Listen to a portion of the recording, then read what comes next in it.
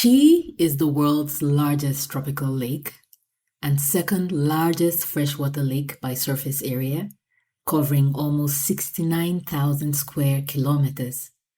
That's almost 43,000 square miles. Naturally, she is the largest lake on the African continent. 3 countries, Tanzania, Kenya, and Uganda, lie along her shores. Burundi and Rwanda lie within her reach. To the peoples whose ancestral lands touch her waters, she is everything. To the Sukuma, she is Ukerewe. To the Luo, she is Nam Lolwe, the endless body of water. To the Baganda, she is Nnalubaale, the mother of the guardian gods. In Ikinyarwanda, the language spoken in Rwanda, she is Nyanza, the large body of water. She is Lubugumu to the Gogo and Chagwa to the Kaguru. She is the source of the Nile, her generosity spilling out at Bujagali Falls and flowing north, nurturing some of the African continent's greatest civilizations along the way. John Hanning Speke and Richard Burton, the 2 British military officers who were the first Westerners to trace the Nile to its source, renamed her Victoria to honor their queen, which, I get, but come on. That doesn't change what this lake, the greatest of East Africa's Great Lakes, represents to the people whose lives she has sustained for millennia. It's probably not too much of a stretch of imagination to say that the first humans who emerged from the African continent were probably nurtured by this lake. She is, after all, at least 400,000 years old. We arrived at Lake Victoria 2 weeks ago after sailing up the Nile as part of our discovery of African geomythology. Having rested in her waters for this long, I figured we could, in this and the next couple of episodes of the Mythological Africans podcast, learn some of her lore before moving on to other East and South African water bodies.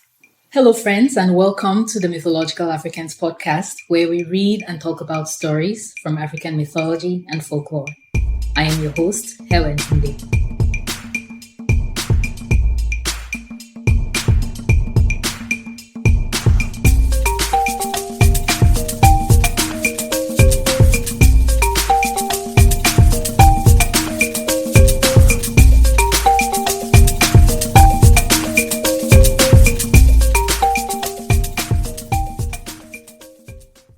Before we launch into this week's story, I would like to welcome all the new friends who recently joined the Mythological Africans community. Whether you came from X or from Substack, I am glad you're here.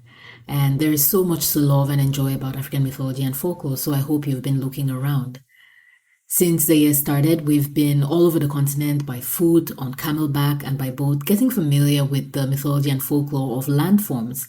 And we're focusing on this right now because I truly believe that in the technology-infused world we live in, there ought to be reminders in every possible ways of the landscapes that exist outside of the techscapes that we are so immersed in right now, and which ultimately have a bigger impact on our material lives than any machine or algorithm can or ever will. And the people of the past understood this instinctively because their very lives depended on how familiar they were with the landforms that surrounded them. And this comes through so clearly in the stories we've read so far. And as I've said before, landform myths, that is the stories we tell ourselves or could tell to explain and memorialize our relationships with the larger-than-life forces like deserts and plains and forests and hills and mountains and valleys and lakes and rivers and oceans, or that little pond in the park down the street from where you live, which has a mysterious life of its own, might just be what helps us hold on to our humanity as things change so incredibly fast around us. But I'll get off my soapbox for now so we can focus on what we're all here for, and that is the stories. And I have a juicy one for us today. So as we know, Lake Victoria, as she's known, looms large, and that is putting it mildly, in the lives and minds of the people whose lands lie along her shores. And one of the ways this manifests is in the number of stranger from the lake stories which exist amongst these people. And these stories feature a person coming from the lake under mysterious circumstances and who is cautiously welcomed into whichever community they enter. And then after proving themselves trustworthy to some extent, usually marries into the community and starts a lineage, many of which exist till present times. Today, we'll hear the version of the story as told by the Surwa or the Wasura, who are, if I understand the literature correctly, a clan from the Luo people of Kenya and Tanzania. And so here's the story.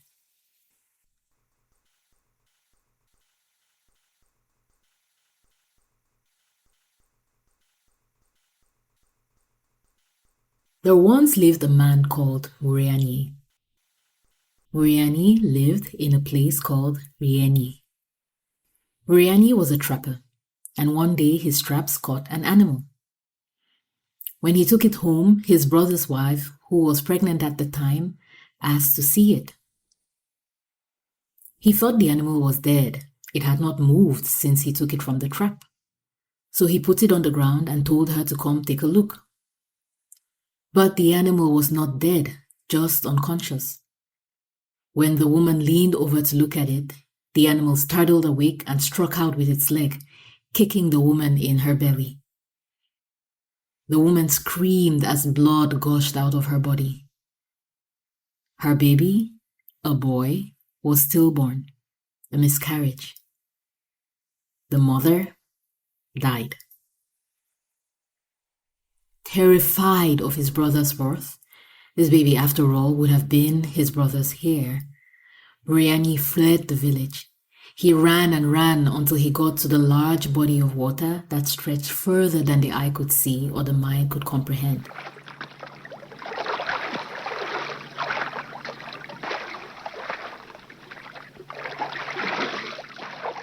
He waded into the waters and hid in a bed of reeds. He hid there for a long time, so long night fell and he went to sleep, exhausted. But Murianyi did not know that this bed of reeds was a floating island. As he slept, the wind stirred and blew the island out into the lake. The floating island drifted for a long time. When Murianyi woke up, he was out in the middle of nowhere, water stretching out for as far as his eyes could see. He had no food, so he chewed on the reed's roots and every now and then caught fish or creatures which swam close to the island. Murianyi nearly starved to death. He became thin, his hair grew long, he seemed at times more spirit than man. After a long time, the island was blown ashore all the way in a place called Yasi. The island reached the shore just as a man of the Wasora clan arrived at the lake to check his fish traps. When he saw the floating island, he waded toward it to check the roots, knowing that sometimes fish and other creatures could be found in them. But as he drew near, he heard a voice calling out for help. This man, let us call him Omosora, he ran away. He thought that he had disturbed one of the spirits who lived in the lake. But the voice kept calling for help, and so Omosora replied, "Are you a spirit or a man?" "I am a man like you," Murianyi replied. "If you are a man, why do you not come out?" Omosora pressed. But Murianyi could only groan. He had no strength left at all. He'd only had the plants of the island to eat. Omosora pushed aside his fear and came closer.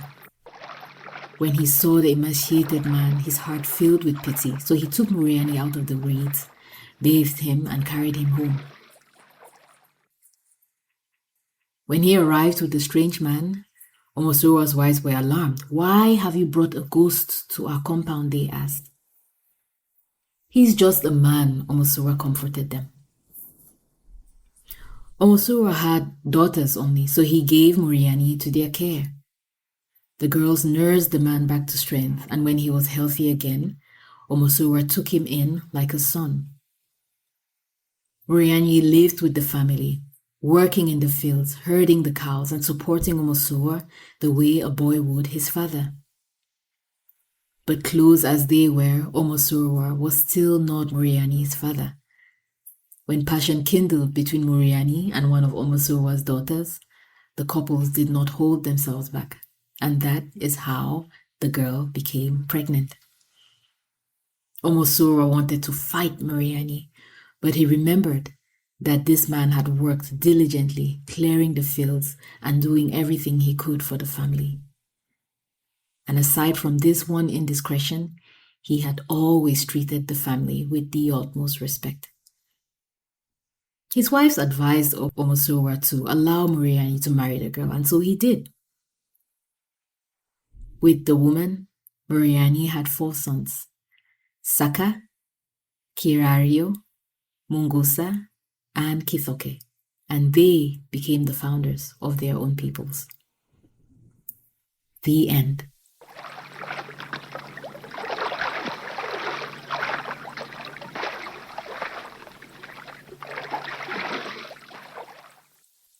I love this story for so many reasons. It's a tragedy, a romance, and a deliciously dramatic story. And this is one of the stories that I would love to see a short film based on. Doesn't have to be anything crazy, just 20 minutes, because there's just so much going on. And man, that would be so cool.